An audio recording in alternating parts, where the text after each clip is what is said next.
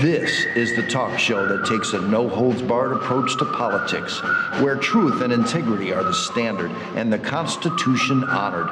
From Renaissance Studios, this is Champion News Talk Radio.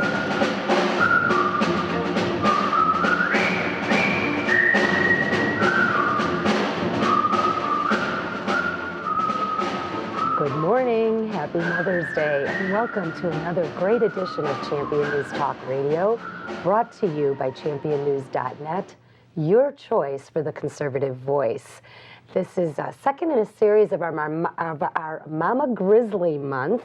Our founder, Jack Roeser, and myself have a special guest with us today, Sharon Meroni from Defend the Vote.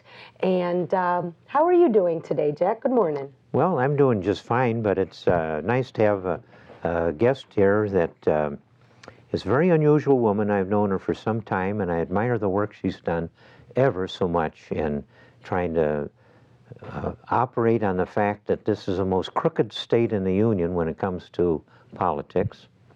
And Sharon is a very smart person by my certain knowledge. And she is one that doesn't like to see bad things happening, and she is, I will tell you, the energy she used to penetrate the inner sanctums of the voting business in Illinois is very remarkable. And the things you'll hear about her, and she couldn't tell you all the things she's done on that business of protecting the vote, but I saw qualities in her when she took off after this thing, and as a result, I've been a strong supporter of Sharon Meroni, who can tell her own story. Well, fantastic. Sharon is a pit bull with lipstick, right? You're like the hockey mom, just go after things. Well, Sharon, you know, were you always engaged in the political process? This has always been something you've been involved with? Not at all. Actually, the thought of going to a political meeting was never on my list of to-dos, because I thought, who would want to do that? But then when I found out how bad a shape Illinois was in. Meet a bad class of people there. Yeah, I was like, who wants to do that? You voted. I'm sure you always voted. And I'm sure you always had conservative values. Have you ever, I mean, your values have always been conservative. Have you ever been a little more liberal in your thinking, or have you always been pretty relatively conservative? Yeah, you know, I really didn't think in terms of liberal and conservative, quite frankly. I was just living my life and doing the best that I could to take care of my family as a single mom and raising my kids. And I think the first time I really became aware of the clear delineation between what's going on in our political world right now was about 2008, 2009. Okay, so you had a great awakening, if you will. I had a great awakening, and it was kind of one of those, been a nightmare. A nightmare. Now, what got, so obviously, after the election of 2008, was there any specific issue like TARP or bailing out GM, any of those things that just compelled you to action? You know, I'm an early Tea Party member, and I believe in the three principles of the Tea Party: fiscal conservatism, and our government was going wild, and you know, all these bailouts. And Sharon, you've been active in a number of different things before you took off after the vote, protecting. What's the name of your organization? Defend the Vote. Defend the Vote. And I've run into a few people that found you a little bit too aggressive in their vicinity, and we're not admirers of what you were doing. And I find others that understand you better. But I did see qualities in you of intelligence and persistence, and you wouldn't have gotten as far into this thing where you penetrated the rooms that they tried to lock against you, the people that had the job of administering the vote. That's right. In the city of Chicago, the county of Cook, and the state of Illinois. You managed to get your way into those and associate intimately with. Oh. One of her stories, I think, is kind of a little cute. She finally got into the building after having the door closed against her. Oh, that is quite a story. You know, Yeah. I was going down to observe one of the first times ever the pre-testing of our election equipment. They call it the pre-lats. And this was in January of 2010, I guess it was.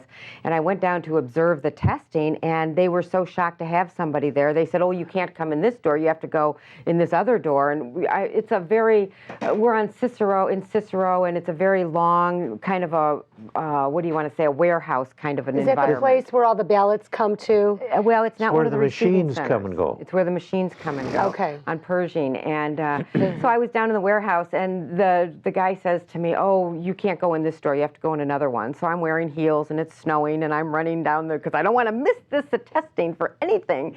And the door he sent me to was totally vacant. It had, torn out a doorbell, so there was no way to communicate with anyone. And then I ran back to go down the aisle again, or in the alleyway, and once again nobody would respond to me. And I happened to notice across the way that And you're all alone. I'm all alone. Yeah, I was On heels. on heels in the snow, and I wasn't really patient. Frankly, and I saw the next.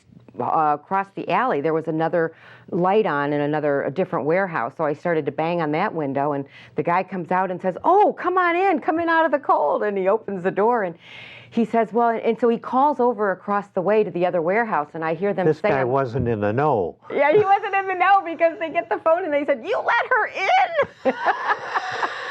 So that was my introduction. Yeah. So they just let you in because they felt sorry for you. I don't know. Because it was cold out.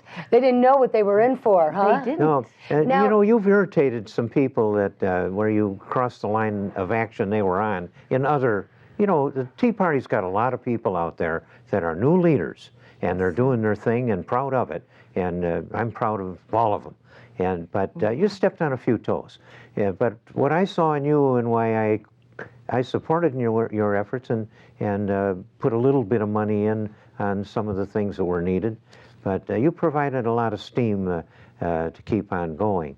And what I found in you is you're not only damn smart, but you have a great memory, and you have the ability to type a lot of stuff. And Fast typers. You've got a book in front of you. Is that what have we got there? This is after we did our first audit of Chicago, which was co-sponsored by Champion News.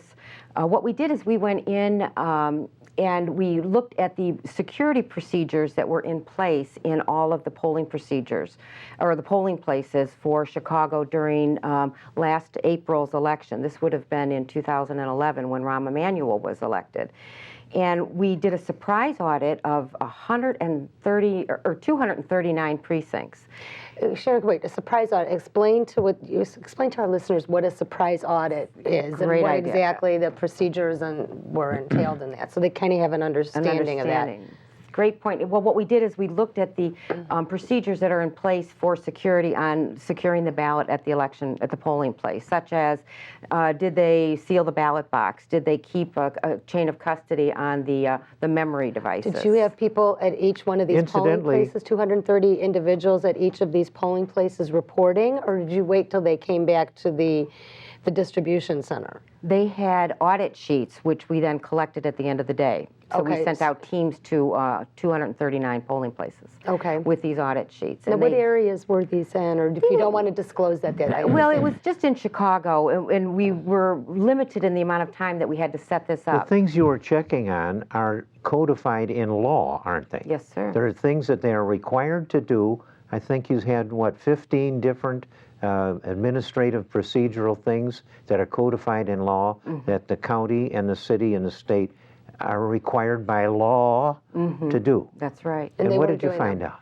Well, we found that of 139 polling places, they failed to seal the ballot box. So that was one of our first shocking statistics. But No, what does that mean, though? What does that imply? If they fail to seal the ballot box, what does that mean? Well, that means that they put the ballot counting equipment on top of the boxes that hold the ballots, and Okay. they failed to seal them together to assure that there was no tampering with those ballots. What kind of tampering could potentially happen? People taking the ballots out of the ballot box, putting different.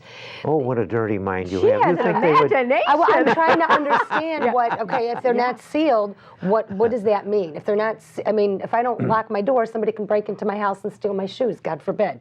So if you don't seal the ballot box, what can happen? Well, the ballot can be tampered with, and Illinois law, what they do is they require that there be a sealed chain of custody on every voted ballot. So when there is, and then the reason that they do that is strictly for security. So when it's not sealed, who knows what could happen to it? The They point could is, print their own ballots and put them in there. they can put Okay. them in. Bingo. Yeah. You could put fake ballots in there. You could take other ballots out. All of these things could potentially happen. Potentially, right. Okay. And Pardon me, the system though that we have here in Cook County and Chicago involves a machine that reads the paper ballot that you fill out. So they have the paper ballot, and then this automatic machine reads the vote and totalizes it. That's right. And does that. But there are two opportunities, the paper ballot and the machine. As I understand it, you got a hold of, what is it, Argonne Laboratories? Yes. A national outfit, government thing, Yes. doing the atomic research in Kane County. That's right. And they've got a division that has made a study of these machines. That's